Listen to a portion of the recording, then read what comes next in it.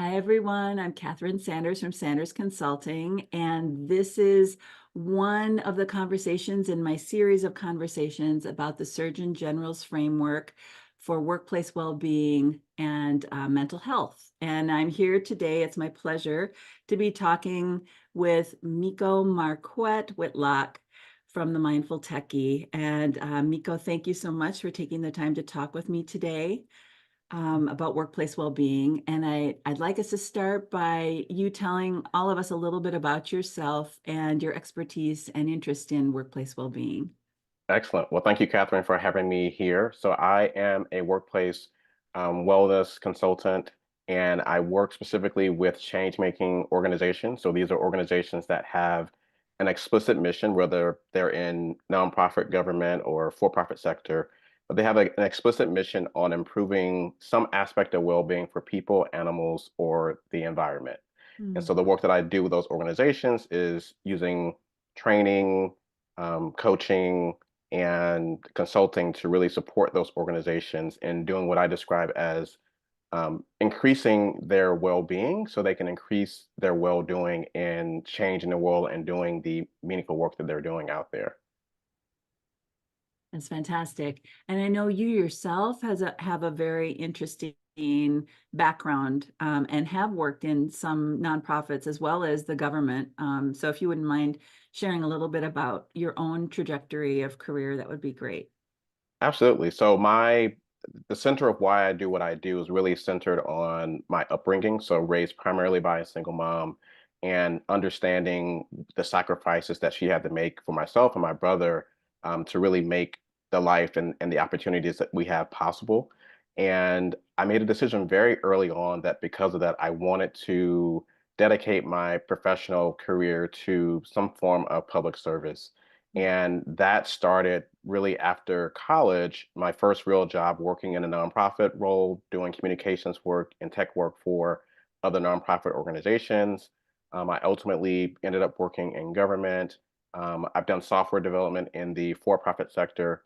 But across all of that, particularly in the nonprofit and the government roles, one of the things that I noticed was that there was this normalized cycle of burnout and Mm. overwhelm. People really sacrificing themselves, putting in what some folks describe as the hero hours in service of the mission, and really doing that at the expense sometimes of their own personal well-being and relationships.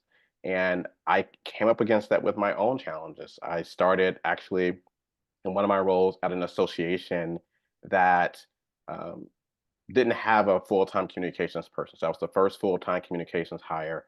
And one of my mandates was really to build out the team, put in place the processes and strategies. And I enjoyed that work. It was very impactful work, really focused on the intersection of HIV and hepatitis, which is a very important issue domestically and internationally. So I was really passionate about the work and doing my role. But I also reached a point where I was burned out or on the edge of burnout and really faced a life-threatening condition where I Mm. recognized that I had a choice to really think differently about how I was approaching the work. And so that was really a life up moment for me, seeing number one, the cycle over the years of my colleagues burning out and normalizing that, and then having my own experience that really caused me to reflect and really ask, okay, well, if I were to drop dead now, from overwork, like what will my legacy be, right? Mm. And will my legacy be simply that I managed projects well, that I was good at answering emails? Like there has to be something more than that. And so I had that realization and realized that I wanted something more, and that there had to be a more sustainable way to do this work. Because if there wasn't, then who would ever be around long enough to do the good work that many of these change making organizations are doing? And so that was really the start of Mindful Techie, which is my organization right now, which is focused specifically on helping change makers in this well-being space.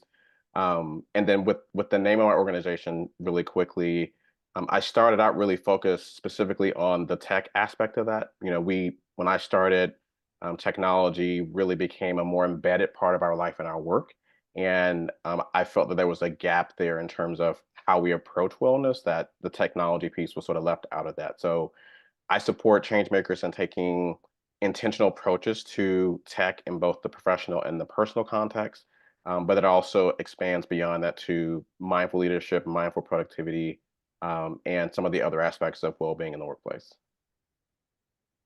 It hurts my heart to hear someone as young as yourself, be thinking about the end of your life because of, um, being overwhelmed and overworked. I mean, it just really says a lot about, as you said, the normalization of burnout and exhaustion in the workforce nowadays, and how, I mean, as a work systems engineer myself, I've had so many innumerable people tell me, well, work is work for a reason, and so it's like we've got this definition that work has to be something that is exhausting. Work has to be something that is unsustainable long term, right? And choose through people. And at the same time, your story is of particular interest to me because the meaning level is high. Hmm. It's not like just going into a factory and feeling like you're a cog in a machine and that your work is meaningless and exhausting. But, for people like yourself who, this is my language, not yours, so feel maybe Sure. they have a calling towards something. I work with a lot of people in healthcare who feel that they are healers and they are meant to be in that role. If you have a calling towards something, you're a teacher, you're in public health like you had served, you might feel tremendous meaning, but that doesn't make the exhaustion any less important, right? And in Yes. fact, it can actually feed it. Yes. Yeah, so thank you for sharing that story. I think a lot of people relate to that. Absolutely. Um, I want to share the Surgeon General's model here. I know you've seen it and you actually teach about it and help organizations, um, I don't know, become aware of it at least, Yes. I mean, like, I don't know, it isn't possible to quote implement it because it's, a system, right? You Yeah. start one place and you end up many places. But I would love to hear, as you look at this, what stands out for you? What are you drawn to? So for me, one of the buckets that really stands out to me is something that you really hit on previously in terms of high meaning and really connection to mission. So for me, the mattering at work Mm. pillar is something that I think is critically important. Often when we talk about workplace well-being, at least the way that I've seen it expressed, um, oftentimes it's really transactional or is really focused on what I would call the outer work, right? So the outer work, as I describe it, is how well are we managing time? How well are we managing people? How well are we managing energy? How well are we managing our projects, right? But there's the inner work. The inner work is about our meaning and connection to the work, our why. It's about what's happening internally in terms of mentally and emotionally. How are we actually thinking about and showing up for our work? It's about how we're being present for ourselves and for others. And so from my perspective, the way I think about this, when we marry the inner work and the outer work, then we can go about doing what I would describe as mindful change making work, right? We can go about doing the good work of actually fulfilling the mission of our organizations and also doing that in a sustainable way that actually feeds us and nourishes us and balances those things at the same time. And so, as I understand how the Surgeon General framework really articulates this, there are a couple of points that I think are really important in terms of practical things that make up this part about mattering at work. This includes things like meaningfully including teams and your coworkers or the folks that you are managing in workplace decisions, right? Asking for and actually acting on the feedback. Um, Having a culture of gratitude and recognition. I'm surprised when I work with teams and organizations um, how often people underestimate the power of simply acknowledging, hey, like we recognize that you worked overtime this week and we really appreciate you for doing that, right? Something as simple as saying thank you for that. Or I know that you didn't have to do this, or I know that this particular thing was really challenging.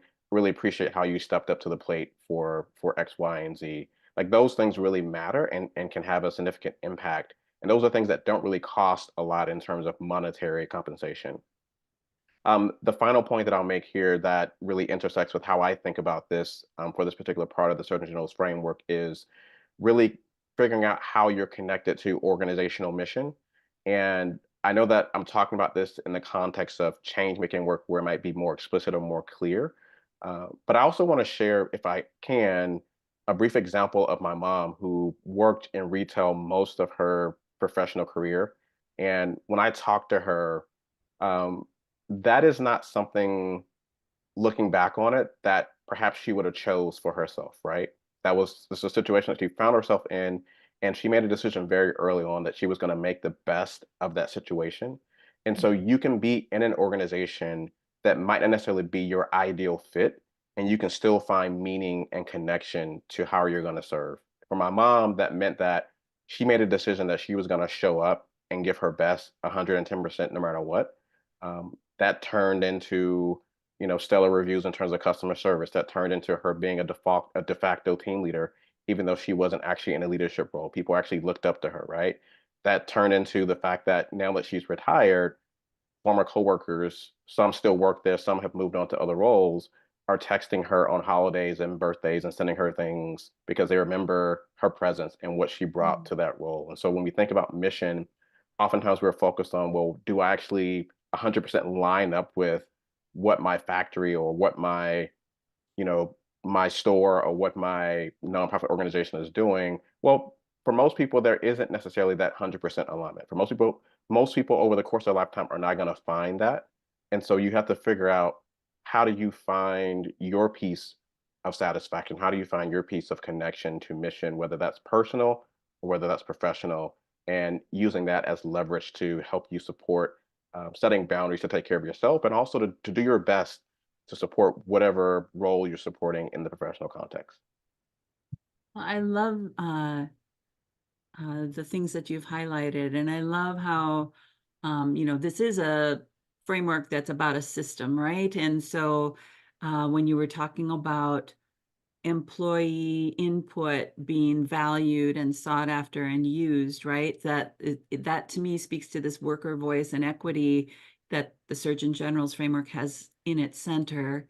And then the story about your mom's impact speaks to me so much of connection and community that she somehow was part of, making other people feel like they belonged and they were supported, and, being an informal leader, even if you don't have the positional authority, you have the Yes. informal influence and authority. I mean, it's a beautiful story about how all of these pieces fit together, I think, at least for Yes. me.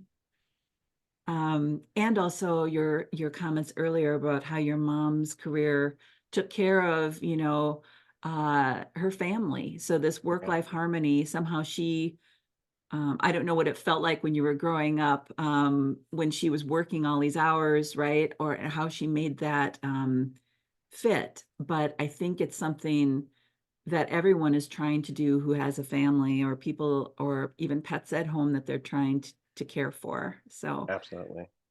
yeah, really lovely. Thank you for sharing that. Um, if, and I know you do this for a living, so I expect that you'll have a number of things to share here, but if an Sure. organization is wanting to move in the direction of increased well-being for its people, do you have guidance or something, that advice or process you'd like to share with us about what you would recommend a starting place might be?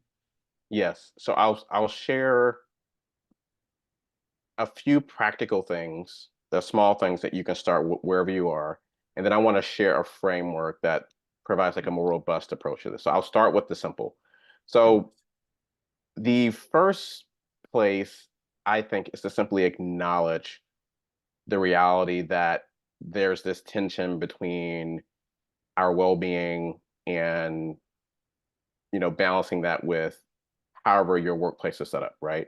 Let's just simply acknowledge that reality. I think sometimes we're tempted to put our head in the sand and pretend like, oh well, you know this is just the way it is, like we're resigned to a certain state, right? Or we're sort of pretending that things are better than they actually are, and we're engaging in a form of toxic positivity, and that can Ooh, be. ooh, say more about that toxic positivity, please.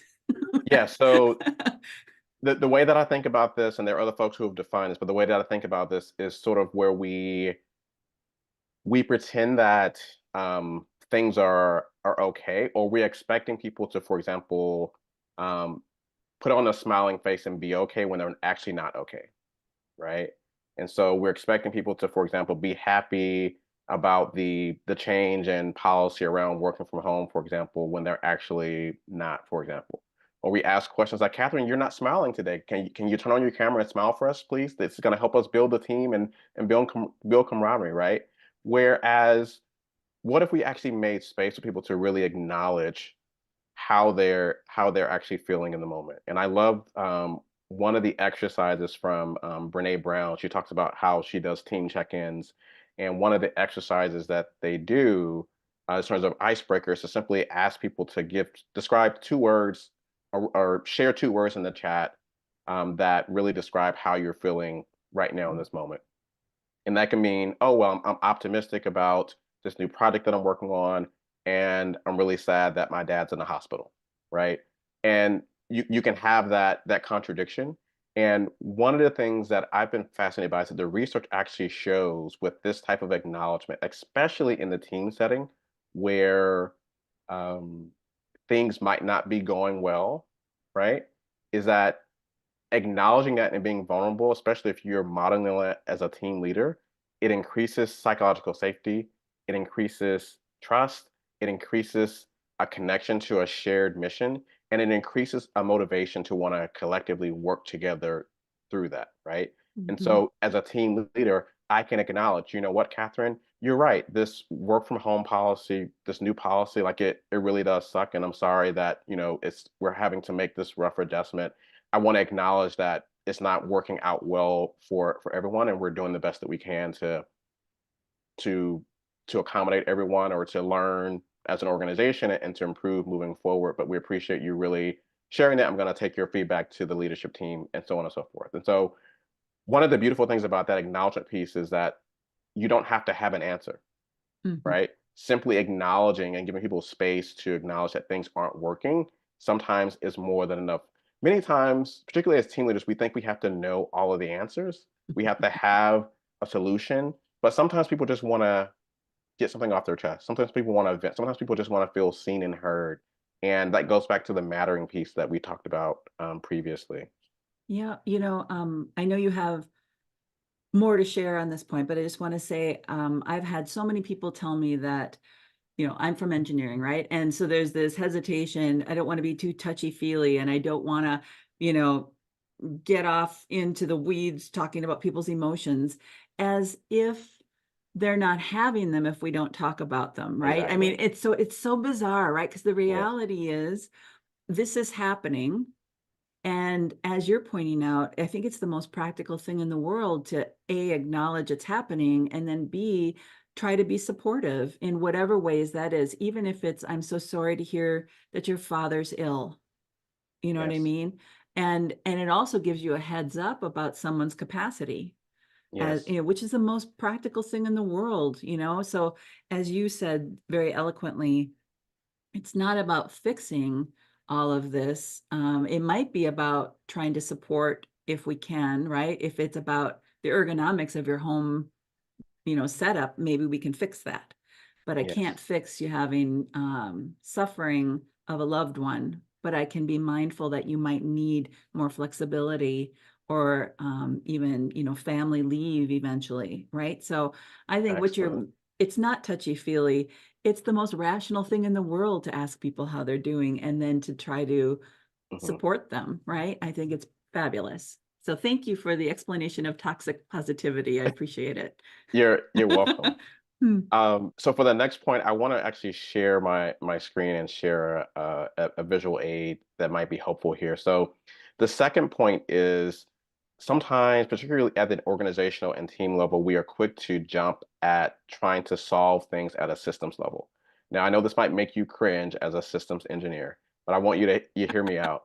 So systems, at least the way that I think about this, and you can correct me in terms of the technical way to think about this, but the way that I think about this, systems are made up of parts, right? And when we think about workplace well-being in the workplace, we are part of a system. And I think we're probably the most basic unit, right, in a system.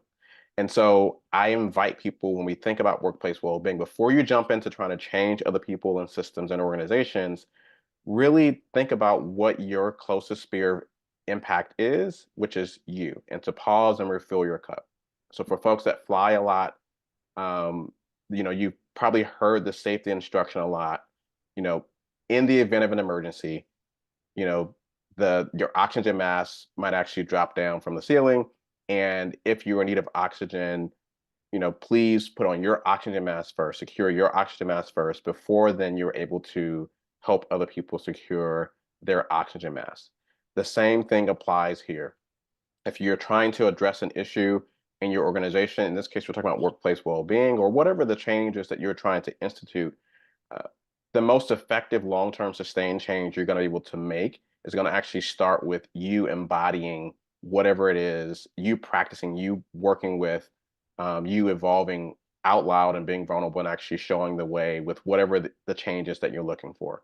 So at the individual level, some small things this includes is, you know, if you're having mental health issues, for example, reaching out to HR, reaching out to your emergency or your employee assistance program to see what mental health services might be covered in your insurance, right? Looking for and being a part of a like-minded community of peers, or something as simple as if you're experiencing burnout. This is something that's underrated. I always tell people as a first starting point, sometimes burnout isn't necessarily connected always to work. Sometimes there's something else happening. So I always recommend folks go to your primary care physician, particularly if it's been a while, and get a checkup and see what else might be going on with you. I've talked to so many folks that say, yes, I'm dealing with burnout in the professional context, but it actually turns out I have this other condition that I'm dealing with. And I have depression, or I have some other chronic condition that is really impacting how I'm able to show up, and really being addressing those co-occurring things actually over the long term has a long term more sustained impact in terms of helping people to be at their best, and to not contribute to what I was talking about earlier, which is a toxic productivity where someone might legitimately be trying their best, but they're still not able to show up in a certain way. And so I think Mhm. this is critically important. Um, the final point that I will make here is assessing your organization's level of mental health and well-being before you jump into trying to fix things. And I like to there is a more extensive assessment and a set of questions I can give people, but as a starting point, I always ask people to start with two questions.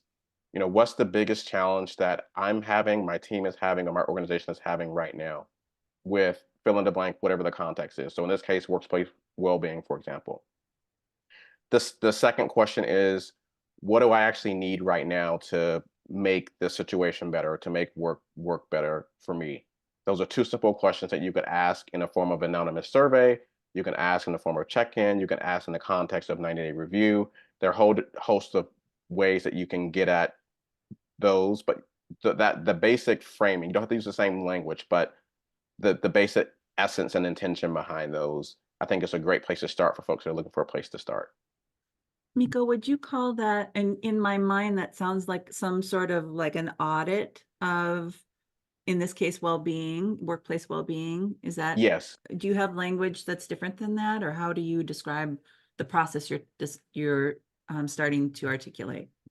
I would describe it as assessing where you are. Assessing. And Okay. the way I describe this is there are folks that have like formal frameworks around research evidence-based burnout framework, for example, and there are questions from those types of frameworks that might be helpful for folks.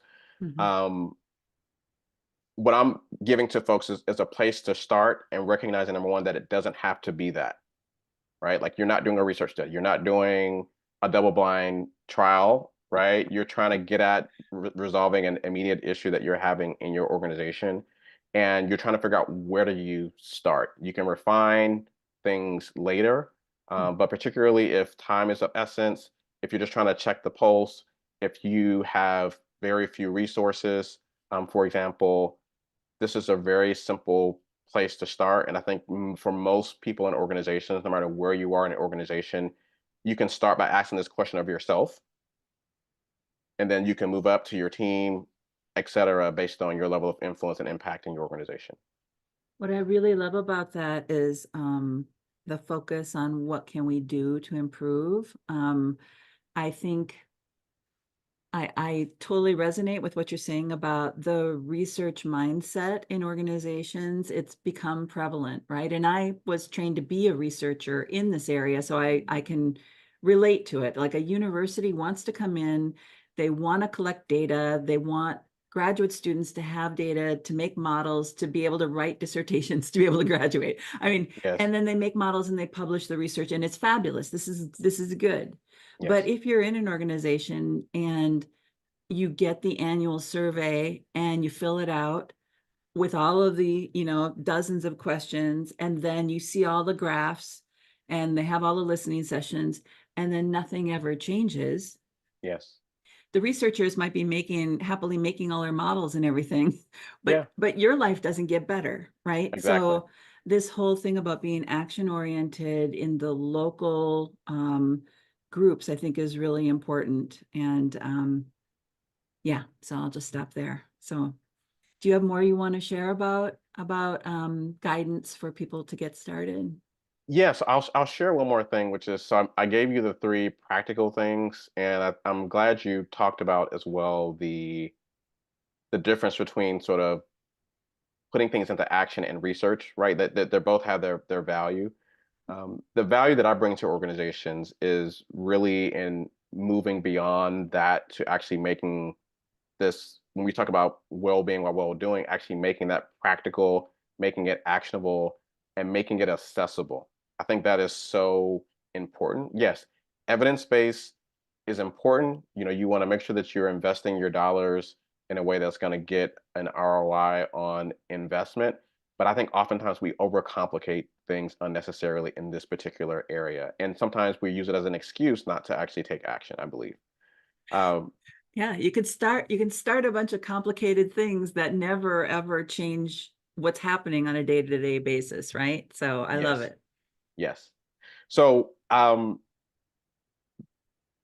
one of the ways I think about this is the sort of the framework that I'm going to describe, or really, so it's a framework, but it's really a collection of invitations. The way I frame this and think about this, for being a mindful, what I would describe as being a mindful change maker.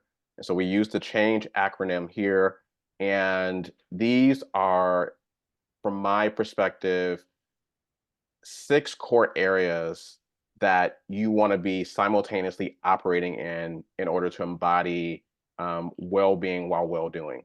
If you think of this like driving a car, on your dashboard, you have the odometer. It tells you how fast you're going. You have the oil indicator, lets you know how you're doing on oil. You have the temperature gauge, so you know like how hot the engine is. All of those things are important simultaneously for you to be able to make sure that you are maintaining your car and that you are safe while you're on the road. Similarly, these are invitations that are on your dashboard of well-being while well-doing.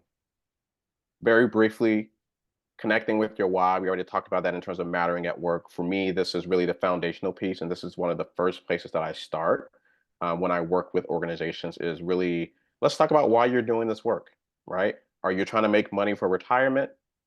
Do you have a more noble cause? Like, and it's not a judgment. It's really Mhm. about you being honest about where you are. Are you here because you have to make money to pay off X, Y, and Z, for example? Are you here because you really want to save the whales, right? Are you here because you just really like hanging out here and you think it's a cool place to work for, right? Whatever it is, no judgment, but you want to be clear about what that actually is. And then being clear about what are your priorities that are connected to that why, whether it's personally or professionally. And so what can you do to actually honor those priorities? And so this particular area gets into more practical. Okay, I understand why I'm here, but how can I align my priorities personally and professionally to actually drive the reason why I'm actually here? The third invitation here is about acknowledging your limiting beliefs. And this is really about getting into some of that inner work that I was talking about earlier, right? So we have imposter syndrome, for example. We have thoughts about it's inappropriate to actually be vulnerable and share what's happening with your family or with you personally at work, for example. Maybe you think someone's being passive aggressive and that's getting in the way of you getting things done, for example. Maybe you have access to mental health services, but you are afraid to ask for that because you feel like you're going to be judged for that, right? And you're going to be dinged for that. Those are very real. And so I work with folks on acknowledging those things and constructively confronting those things and recognizing that those fears, those doubts, those limiting beliefs that we have are a natural part of our human experience and how we show up. But they don't have to be barriers to personal and professional growth, right? We can learn to manage them. We can learn to navigate them in the same way that I describe it as sort of like a puppy. A puppy, an untrained puppy might bark at everything that you see because it thinks it's protecting you when you go out on your walks or you go out publicly, right? But over time, most puppies can be trained to behave differently over time, right? And so it's the same thing with taming your fears and your doubts so that they can work for you as opposed to against you. Um, Negotiating boundaries is the fourth invitation here, which is really about how do we effectively say yes and no so that we make space to honor the priorities that are important for us in terms of fulfilling our why. Generating space to go within, building on negotiating boundaries. This is really about how do we make space to actually do the work. We spend so much time in organizations in meetings, for example. We spend so much time brainstorming, for example, doing the research. But at some point, we actually have to do the outer work, which is whatever's driving the mission forward. And what is driving us forward, right? What do you need to do to nourish yourself so that you can actually show up for work consistently at your best? And then finally, when you're embodying these previous five invitations, you're doing what I'm describing as embodying well-being while well-doing, or you're making mindful change in the world. So for folks that are looking for a deeper dive into those three examples or tips that I shared around really acknowledging, starting with your closest sphere of impact and really assessing where your organization is. This is the framework that I work with organizations on that are interested in doing that deeper dive, longer term work. That's fantastic. So we'll put a link to your website um, in the text underneath this video. And I want to thank you for taking the time to talk with me about this model. I really enjoyed the conversation. And is there anything else, Meico, as we end that you want to share or any other comments you'd like to make today? I appreciate the opportunity to talk with folks. I'll also just share that I have a book, How to Thrive When Work Doesn't Love You Back, which dives a little bit deeper into the framework that I just shared. And it's really a practical action-based guide for individuals and organizations and also team leaders.